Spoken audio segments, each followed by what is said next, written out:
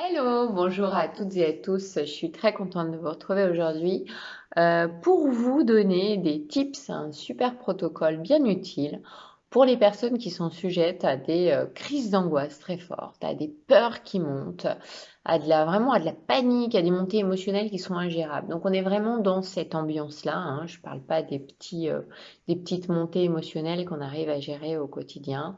En ce moment, je croise beaucoup de gens qui viennent dans mon cabinet pour pouvoir justement les aider à se sortir de ces crises d'angoisse. Alors c'est vrai que le contexte qui s'installe, etc., est un petit peu propice à ça. Et vous savez que j'y vois toujours un cadeau déguisé derrière tout ce qu'on rencontre. Donc plutôt que de chercher à étouffer le problème, c'est ce qu'on va voir, ben moi je vous invite vraiment à aller le chercher, à aller échanger avec, à aller goûter ce truc-là.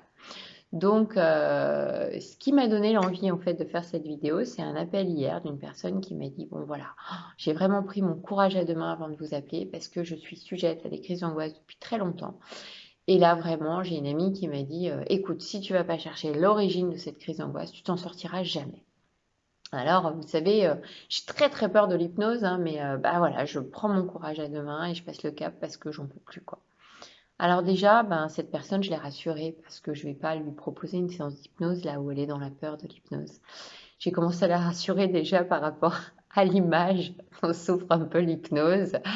Très souvent, c'est ah là là, j'ai peur qu'on me fasse faire la poule. C'est des gens qui ont vu l'hypnose à travers l'hypnose de spectacle. Et évidemment, je rappelle que mon éthique fait que moi, j'ai aucun. Ça m'amuse pas de faire la poule aux gens et je suis pas là pour ça. Et que j'essaye même pas en fait parce que l'idée de rentrer en état de conscience modifié, bah déjà l'hypnose, c'est un bien gros mot qui fait peur parce qu'on rentre naturellement toutes les 90 minutes en état de conscience modifié et que par exemple, on peut pas être tout le temps concentré, on le voit bien, hein, les enfants, par exemple, en classe, à l'école, on leur demande d'être tout le temps concentrés, mais c'est pas possible. Biologiquement, c'est pas possible. Et quand on regarde un film et qu'on est à fond dans le film et qu'on est en train de waouh, se plonger dans l'émotion, dans ce que ressent l'acteur quand il joue, en fait, eh bien, on est déjà en état modifié de conscience, qui est une forme d'hypnose. Et on n'est pas obligé d'aller très très loin dans des états de conscience modifiés pour que le travail soit très efficace. Voilà. Donc ça, je referme la parenthèse parce qu'on n'est pas obligé d'aller en hypnose travailler ce genre de choses pour aller chercher l'origine de la crise d'angoisse. C'est-à-dire que vous pouvez tout à fait le gérer sur l'instant. C'est ce qu'avait découvert d'ailleurs je crois que c'est Luc Nicon ou Nikon, je ne sais pas comment ça se prononce, sur la méthode Tipeee, où c'est cette idée d'aller en fait ressentir, aller dans le corps, aller mettre une image. Cette boule d'angoisse, elle est comment? Bah, c'est une boule, les enfants adorent jouer à ce jeu-là. Ok, c'est une boule. Quelle couleur tu mettrais à cette boule? Ah, c'est rouge. Ok. C'est plutôt dur ou c'est plutôt mou? Ah ouais, elle est très très dure. Et si tu devais lui donner une matière à cette boule, ce serait quoi? Ah bah c'est carrément du ciment, quoi. Ça pèse, ça pèse, ça pèse. Ok, très bien. Elle a quelle taille cette boule, etc., etc. Et rien que le fait d'aller mettre de l'attention et de jouer avec cette boule, vous pouvez déjà goûter pleinement à cette angoisse et voir que quand on prête attention à sa peur, à son angoisse, bah déjà ça fait beaucoup moins peur. Alors oui, on n'est pas dans découvrir l'origine d'eux. Mais cette copine qui a dit à cette personne qui m'a appelé hier, il faut absolument que tu ailles voir l'origine de tes crises d'angoisse, par à ça je réponds non, on n'est pas obligé tout le temps d'aller chercher l'origine de tout. Hein. Moi je répondrais, ben, on a une angoisse qui monte et alors. Et oui, c'est vraiment ça parce que quand on cherche déjà, et c'est un réflexe très naturel qu'on a nous les Occidentaux, à aller chercher tout le temps la cause de tout, bah, vu que tout est énergie à 99,9999%, et vous savez que les émotions, on est vraiment dans l'énergie, ben, on est déjà en train de perdre notre énergie à vouloir chercher le pourquoi du comment. C'est présent dans le corps, c'est bel et bien là. Ouais, bon, bah, le fait de savoir pourquoi on a une crise d'angoisse, ça vous fait un peu une belle jambe, quoi. Hein. Donc déjà, la première étape, en premier lieu, c'est j'arrête de savoir d'où ça vient. Stop. Même si c'est super difficile, je vous l'accorde, parce qu'on est hyper programmé comme ça. Ok? Donc, Je dirais même que de chercher à comprendre absolument d'où ça vient, c'est l'image du vélo qu'on a dans la tête. Vous savez, l'énergie de la rate, là, quand ça tourne en boucle. Et du coup, ben, c'est super fatigant parce qu'on est pourquoi, et on détourne déjà notre attention, tout en restant bien enfermé dans cette angoisse. Et je dirais que une fois de plus, tout ce à quoi je résiste persiste. Et ben ouais, si je résiste à ce qui est désagréable, bah, ça tape de plus en plus fort, vous le savez, hein. Donc, en général, quand on a une crise d'angoisse, les personnes qui sont sujettes à ça sont bien placées pour le savoir. Ben, le réflexe qu'on a tous, c'est de vouloir l'arrêter, ce qui est complètement logique, évidemment. Quand on a mal, ben, qu'est-ce qu'on cherche à faire? À mettre un pansement là-dessus et puis à déplacer le problème. Par exemple, je sens qu'il y a une angoisse qui monte. Ben, qu'est-ce que je fais naturellement? Je vais chercher du réconfort. Et dans les réconforts, bah, il y a plein de types de réconforts, hein. Il y a des gens qui vont se saouler la gueule, il y a des gens qui vont être plus dans un truc très spirituel. Ah non, non, moi je me mets en méditation et ou moi je vais me faire un tour dans la forêt, c'est mon truc à moi pour me libérer de l'angoisse. Alors, je suis pas en train de dire qu'il faut pas, attention, hein, je suis pas en train de dire qu'il faut pas méditer, qu'il faut pas aller voir les arbres, etc. Ce que je veux dire, c'est toujours la même chose. Depuis quel espace je le fais? Parce que faire une méditation pour aller mieux, hein, ça revient à dire quoi? Qu'on veut autre chose que la crise d'angoisse qui se présente. Je veux autre chose que ce qu'on me propose ici et maintenant. Et si la résistance, elle crée la souffrance, bah, qu'est-ce qui se passe? Je continue à souffrir. Quand je dis que je ne suis pas en train de rejeter les outils de type respiration consciente, méditation de pleine conscience, récitation de mantras, concentration sur son pouls, son cœur, etc., c'est pas que c'est pas efficace, c'est efficace selon l'espace dans lequel on l'utilise. Ça veut dire quoi? Je m'explique parce que c'est hyper essentiel de comprendre ça. Si je cherche à étouffer mon angoisse en faisant une méditation, qu'est-ce que je fais? C'est vraiment cette image de je l'aplatis dans mon ventre, ok? Et puis je fais en sorte, je ne veux pas la regarder, je me concentre sur autre chose. Donc je suis dans le déni, ok? Et plus on va faire ça, c'est un peu logique, c'est cette image de bah, il va y avoir des couches et des couches et des couches, et je vous explique même pas le jour où l'angoisse, elle pourra plus être mis comme ça on pourra plus en fait l'étouffer, on pourra plus l'aplatir. Ah bah là, le jour où ça va sortir, je vous dis pas quoi. Bonjour les dégâts. Par contre, si on est dans l'espace de la méditation, je la fais, ou ma marche dans la forêt, je la fais une fois que je suis allée rencontrer cette peur, hein, par exemple avec cette méthode Tipeee de je discute avec, je la vois comme une boule, et puis cette boule, elle est hyper lourde, et puis cette boule, je la vois telle couleur, et en fait, en faisant ça, je lui donne de l'attention à cette boule. C'est ok, j'entends là que tu es en train de me dire quelque chose. Je peux même parler à mon corps. Voilà, là, je suis en train d'entendre que tu as un inconfort. Voilà. Et c'est pas d'où tu viens, c'est quoi la cause de, qu'est-ce qui a fait que là, tout de suite, j'ai un truc. C'est j'échange en goûtant pleinement à ce qui se présente à l'intérieur de moi. Et ensuite, je fais le choix. Ensuite, c'est le deuxième temps, de ne pas m'installer dans cet inconfort, de ne pas décider. En fait, c'est un choix conscient. Le plus beau cadeau qu'on m'ait fait quand à un moment donné, j'avais une émotion qui était personnellement, je ne suis pas sujette à des crises d'angoisse ou de panique, mais je me souviens d'un débordement émotionnel que j'ai vécu suite à une de mes fausses couches. Et ça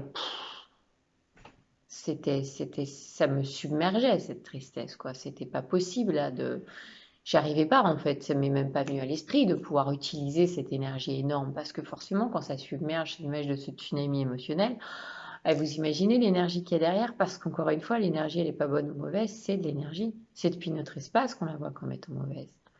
Et je me souviens que la personne qui m'accompagnait à l'époque m'a dit, surtout, ok, tu l'accueilles, tu l'acceptes, tristesse, elle est là, elle est normale, elle est naturelle après ce que tu viens de vivre, surtout que c'était pas la première, mais t'enferme pas dedans.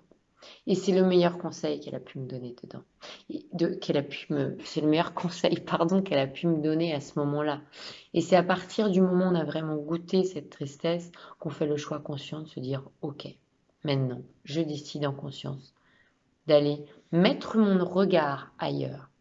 Et c'est l'image vous savez que j'ai un petit bout de 2 ans et demi, et avec son père, on s'amuse souvent à ça. Il se casse la figure, premier réflexe de la mère, hein, on est hyper éponge, hyper dans la compassion, on est dans le oh, il a dû se faire mal, bah, si je lui donne les yeux de ça va mon chéri, ah bah forcément ça va prendre des proportions énormes. Et je dis pas qu'il faut minimiser ou dire mais non, t'as pas mal, hein, c'est pas ce que je dis, attention. En revanche, si d'un seul coup l'enfant, bon bah oui, il a évacué son souffre, hein, sa douleur avec ses larmes, et que d'un seul coup on lui dit oh, regarde l'oiseau qui vient de s'envoler là. Et nous on adore faire ça avec son père. Et là l'enfant, ça y est, il repart. Parce que l'enfant il les vit, ses émotions, il les exprime et c'est ok quoi. Et sa chute, elle est oubliée de secondes après. Voilà. Donc c'est choisir en conscience de tourner son énergie vers une autre direction. Donc quand on parle d'outils qu'on choisit pour attirer son attention consciemment, bah, c'est pas obligatoirement la méditation, c'est pas obligatoirement une technique émotionnelle, c'est pas obligatoirement des marches conscientes et des respirations conscientes pour se recentrer, etc. Vous pouvez tout à fait faire ça, comme je l'ai dit sur la vidéo sur l'émotionnel, en faisant du sport. Hein, c'est le truc d'évacuer de manière thermique son émotion. Je vais faire le tour de pâté de maison, je vais me faire un bon running ou je sais pas moi, du yoga si vous préférez, parce que vous n'aimez pas le jogging et que c'est pas votre truc, on est autour d'univers unique, on aime tous des trucs différents, faites un truc qui vous plaît. Vous pouvez même vous reposer, hein, quand là c'est bon, ça m'a pris beaucoup d'énergie, de prêter attention à cette angoisse là qui est montée et qui avait besoin de s'exprimer. D'ailleurs, je vous parle de vous reposer parce que effectivement, qu'est-ce qu'ils font naturellement les enfants? Bah, quand il y a une émotion complètement dingue, moi je le vois avec Néo, hein, quand il y a une colère et que je lui dis non et qu'il a besoin d'intégrer ce non parce que c'est aussi la limite dont il a besoin, et ben généralement derrière il me fait une bonne sieste. Et c'est normal, il est crevé. Il y a l'émotion qui est sortie et le meilleur moyen finalement de passer d'un état à un autre, bah, c'est de se reposer. Voilà. Alors, je ne dis pas qu'on peut toujours se reposer, hein, dans les personnes que j'ai accompagnées ces derniers mois, par exemple, sur certaines crises d'angoisse. Bah, c'est sûr que quand on est en cours, en formation, au boulot, c'est difficile de dire, hé les gars, je vous laisse, faut que j'aille faire la sieste. Ok. Mais, euh, mais je parle vraiment d'émotions très très fortes quand ça nous submerge. Et c'est valable pour la colère, hein. Moi, je sais que j'étais une enfant très colérique, hein, et une émotion que je connais, qui m'est familière. C'était un peu mon truc de, hey, il me faut ma dose de colère, hein, parce qu'après, ça devient addictif. Et ben, plutôt que de la subir, parce que c'est pas chouette de subir une colère. Alors c'est sûr, quand j'étais petite, ma mère elle me dit oh, tu te roulais par terre et puis tu nous faisais des colères, ça me foutait la honte de supermarché. Mais en fait c'est chouette, un enfant il fait sa colère sur le moment, c'est ce qu'on devrait tous faire, et puis naturellement il passe vite à autre chose. Quand vous avez intégré dans votre éducation, maintenant c'est pas beau un enfant qui se met en colère, bah là c'est je la subis. Je la subis dans mon corps et il va bien falloir qu'elle s'exprime d'une manière ou d'une autre pour qu'elle puisse ressortir. Donc quand vous avez compris que ces émotions, on doit jouer avec, hein, parce que c'est vraiment ça qu'il avait trouvé, hein, Luc, Nikon, je ne sais pas comment on dit, qui avait trouvé la méthode Tipeee, c'est je la regarde et à partir du moment où je la regarde, je peux jouer avec et je peux voir à quel point ça m'est facile, même si ça demande, hein, je parle de facilité, mais d'expérimentation. Et plus je vais m'amuser à expérimenter cette technique, plus je vais voir que j'ai un pouvoir énorme sur ce qui se passe en moi. Voilà. Et une fois que l'émotion, bah, elle est sortie, c'est bon, hein. D'ailleurs, qu'il s'agisse de colère, de panique ou quoi que ce soit, ben, le corps, une fois qu'on a épongé, sorti, évacué notre colère à travers un bon jogging, moi j'aimais bien le jogging, maintenant je vais plus sur des trucs un peu plus doux, mais peu importe, à partir du moment où on a su se servir de notre colère pour en faire quelque chose je vais teinter le mot positif, mais d'expérience plutôt agréable, hein. Il ne s'agit pas de parler de positif ou négatif, il n'y a rien de positif ou négatif dans cette expérience. C'est la polarité qui nous fait dire ça, c'est le fait qu'on vive dans un monde duel. Mais à partir du moment où l'émotion en a fait quelque chose, qu'on l'a utilisé, bah, très souvent on a besoin, nous aussi, comme les enfants, parce qu'on fonctionne comme eux. Je dis toujours nos enfants sont nos maîtres, mais ô combien. Mais nous aussi, on a besoin de se poser, et puis le fait de se reposer, ça va nous permettre de nous réaligner. Et ça va beaucoup plus vite que quand on est dans la résistance, quand on veut y aller dans le non, non, mais c'est bon, t'inquiète, moi je gère. Voilà, donc cette vidéo, elle se veut courte parce que l'idée, c'est de comprendre que c'est aussi simple que ça et qu'on n'est pas obligé toujours d'aller chercher le pourquoi du comment, l'origine des choses, l'identification de pourquoi j'ai cette crise d'angoisse qui monte. L'important, c'est quoi? C'est de vous sentir bien à nouveau dans votre corps, non? Voilà. Si vous avez aimé cette vidéo, merci de la partager, de la liker, un petit pouce en l'air, de me mettre vos commentaires. Je suis toujours très curieuse quand je propose des expériences comme ça, d'avoir des retours d'expérience, parce que vous allez voir, plus on le fait, plus ça devient facile et puis surtout, ça marche. À bientôt.